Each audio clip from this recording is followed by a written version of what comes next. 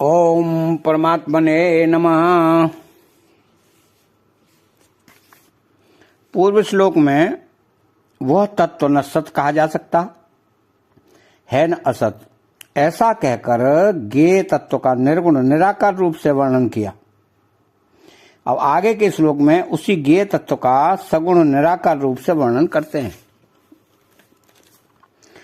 सर्वतः पाणिपादम तत्सर्व तो अक्षिशिरो मुखम सर्वतः श्रुति मल्लोके सर्वमाव्रत्य तिष्ठति। अर्थात सर्वतः पाणिपादम ततः,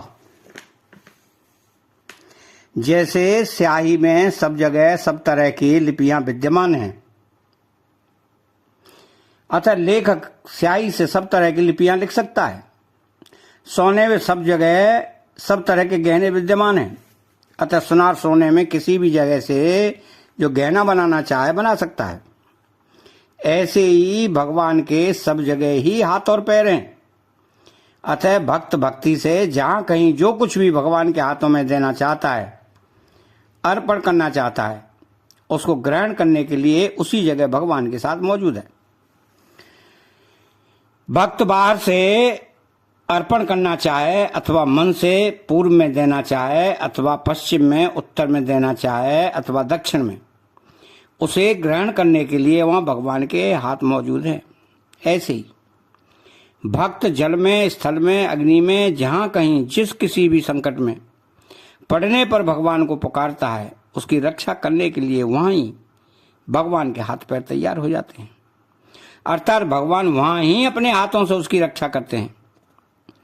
भक्त जहां कहीं भगवान के चरणों में चंदन लगाना चाहता है, पुष्प चढ़ाना चाहता है, नमस्कार करना चाहता है, उसी जगह भगवान के चरण मौजूद है। हजारों लाखों भक्त एक ही समय में भगवान के चरणों की अलग अलग पूजा करना चाहें तो उनके भाव के अनुसार वहां ही भगवान के चरण मौजूद हैं। तो सर्वतो अक्षि शिरो मुखम, भक्त भगवान को जहां दीपक दिखाता है, आरती करता है, वहां ही भगवान के नेत्र हैं। भक्त जहां शरीर से अपने मन से नृत्य करता है, वहां ही भगवान के नृत्य को देख लेते हैं। तात्पर्य है कि जो भगवान को सब जगह देखता है, भगवान भी उसकी दृष्टि से कहीं ओझल नहीं होते। भक्त जहां भगवान के मस्तक पर चंदन लगाना चाहे, पुष्प चढ़ाना चाहे, वहां ही भगवान का मस्तक है। भक्त जहां भगवान को भोग लगाना चाहे, वहां ही भगवान का मुख है। अर्थात भक्त द्वारा भक्ति पूर्वक दिए हुए पदार्थ को भगवान वहां ही खा लेते हैं। सर्वतः श्रुतिमता, भक्त जहां कहीं जोर से बोलकर प्रार्थना करे, धीरे से बोलकर प्रार्थना करे अथवा मन से प्रार्थना करे, वहां ही भगवान अपने कानों से सुन लेते हैं। तो मनुष्यों के सब अवयव अंग सब जगह नहीं होते, अर्थात जहां नेत्र हैं वहां कान नहीं होते, और जहां कान है वहां नेत्र नहीं होते। जहां हाथ हैं वहां पैर नहीं होते, और जहां पैर हैं वहां हाथ नहीं होते, इत्यादि। परंतु भगवान की इंद्रियां, उनके अवयव सब जगह हैं, अतः भगवान नेत्रों से सुन भी सकते हैं, बोल भी सकते हैं, ग्रहण भी कर सकते हैं, इत्यादि। तात्पर्य है कि वे सभी अवयवों से सभी क्रियाएं कर सकते हैं। क्यों? उनके सभी अवयवों में सभी अवयव मौजूद हैं। उनके छोटे से छोटे अंश में भी सबकी सब इंद्रियां हैं। भगवान के सब जगह हाथ, पैर, नेत्र, सिर, मुख और कान, कहने का तात्पर्य है कि भगवान किसी भी प्राणी से दूर नहीं है। कारण कि भगवान संपूर्ण देश, काल, वस्तु, व्यक्ति, घटना, परिस्थिति आदि में परिपूर्ण रूप से विद्यमान है। संतों ने कहा है कि चहुं दिस आरत, चहुं दिस पूजा, चहुं दिस राम और नहीं दूजा। संसारी आदमी को जैसे बाहर भीतर ऊपर नीचे सब जगह संसारी संसार दिखता है, संसार के सिवाय दूसरा कुछ दिखता ही नहीं, ऐसे ही परमात्मा को तत्व से जानने वाले पुरुष को सब जगह परमात्मा ही परमात्मा दिखते हैं। लोके सर्वमाव्रत्य तिष्ठति, अनंत सृष्टियां हैं, अनंत ब्रह्मांड हैं, अनंत ऐश्वर्य हैं, और उन सब में देश, काल, वस्तु, व्यक्ति आदि भी अनंत हैं। वे सभी परमात्मा के अंतर्गत हैं। परमात्मा उन सबको व्याप्त करके स्थित है। भगवान ने कहा है कि मैं सारे संसार को एक अंश से व्याप्त करके स्थित हूं। परमात्मा में सब जगह सब कुछ है। जैसे कलम और स्याही में किस जगह कौन सी लिपि नहीं है, जानकार आदमी उस एक ही कलम और स्याही से अनेक लिपियां लिख देता है।